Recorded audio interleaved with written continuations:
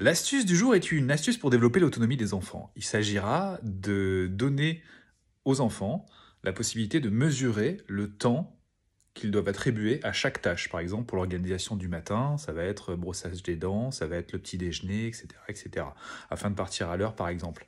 Et ceci évitera de harceler les enfants avec des dépêche-toi, dépêche-toi, dépêche-toi, dépêche-toi, qui font monter le niveau de stress jusqu'à la crise de colère, puisque après l'enfant ne peut plus maîtriser ses émotions et peut-être une colère va se déclencher, ou voire même des pleurs, etc., etc., de frustration. Donc pour éviter ceci, nous pouvons donner à l'enfant les clés de son organisation. Et pour cela, on va utiliser plusieurs sabliers de durée différente, donc de 30 secondes à 10 minutes.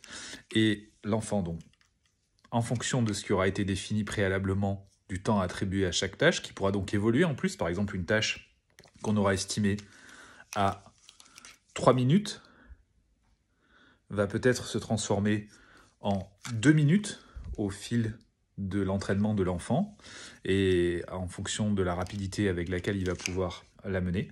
Donc, et c'est lui surtout qui aura la main sur ça et pourra donc concrètement voir son évolution, sa progression.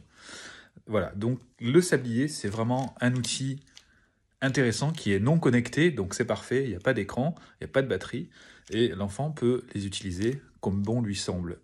On peut d'ailleurs aussi les utiliser notamment pour se concentrer, en disant bah tiens, je vais commencer par me concentrer pendant 1 minute, allons-y. Puis ensuite, une fois qu'il se sera concentré pendant 1 minute, il pourra passer un peu plus tard en s'entraînant justement à 2 minutes, 3 minutes, etc., etc. Voilà.